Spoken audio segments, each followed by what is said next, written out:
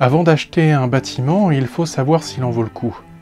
Il faut donc pouvoir le visiter, vérifier l'état des murs, des plafonds, de la plomberie ou encore de l'électricité. Mais est-ce qu'il y a quelqu'un pour vérifier s'il y a des entités dans le bâtiment? L'histoire du jour, c'est typiquement le genre de visite qu'on voudrait éviter. Est-ce que vous êtes prêts pour une nouvelle histoire au coin du feu?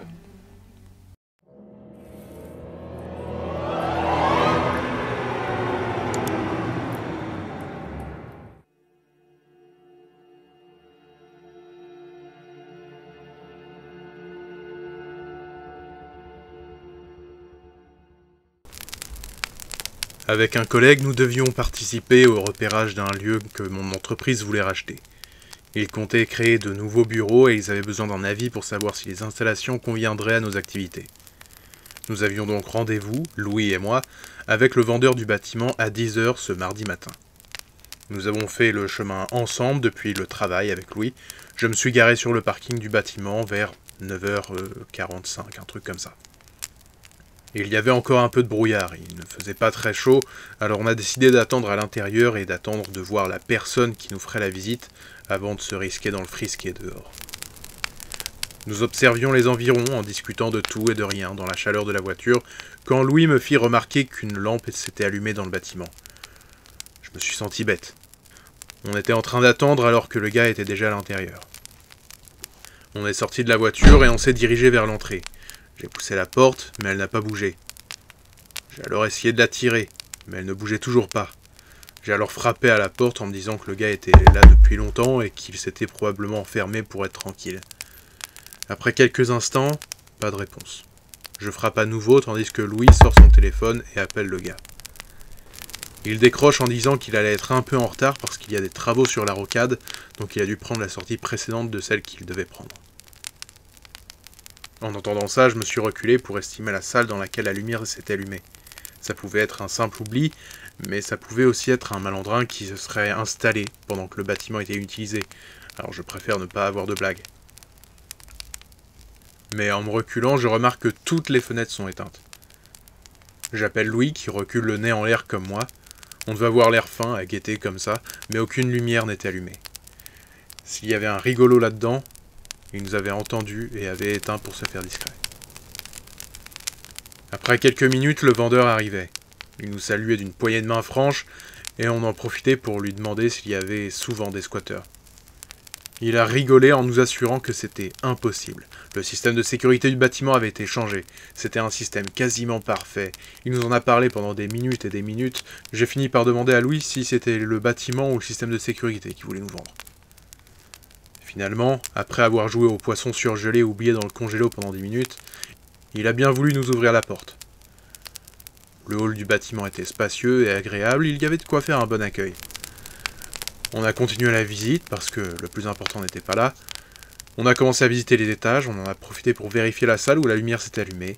Il n'y avait personne. On a poursuivi la présentation du bâtiment qui, en soi, correspondait plutôt bien à nos recherches, mais nous avions besoin de précisions particulières. Je laissais à Louis le soin de prendre les informations pendant que moi je poursuivais mon fouinage dans le bâtiment. Je me retrouvais alors à prendre des escaliers, vérifier des bureaux, l'état des murs, des plafonds. Bref, je me prenais pour un véritable expert.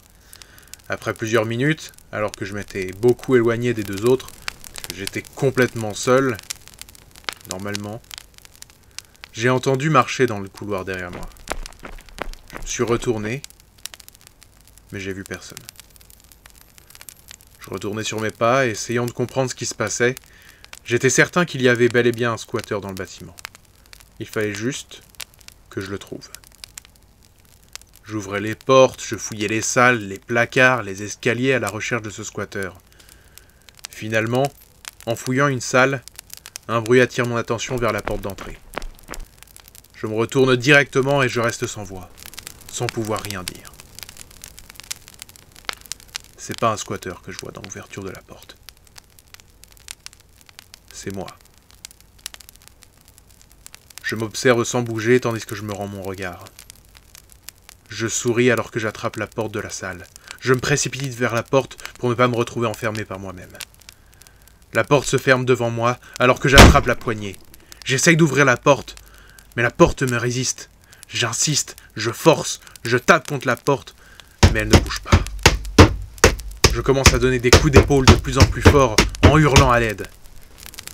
Après 5 minutes de lutte acharnée, le vendeur du bâtiment ouvrit la porte, accompagné par Louis. Les deux me lancèrent un regard plein d'incompréhension, alors que je les remerciais et que je leur disais que j'étais bloqué depuis plusieurs minutes. Ce à quoi Louis m'a répondu que c'était impossible.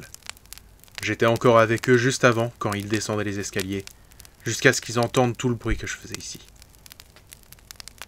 Le vendeur du bâtiment ne sembla pas totalement surpris en entendant cela, mais il n'en a pas dit plus. Quand nous sommes rentrés au bureau, sous ma demande, nous avons dit à nos patrons que le bâtiment ne correspondait pas aux besoins de l'entreprise, et j'ai repris ma journée comme si de rien n'était. Mais je n'oublierai jamais ce que j'ai vécu là-bas. De toute évidence, ce n'est pas le genre d'endroit où on a envie de passer beaucoup de temps pour notre travail. Mais ça aurait pu apporter un peu de nouveauté, qui sait.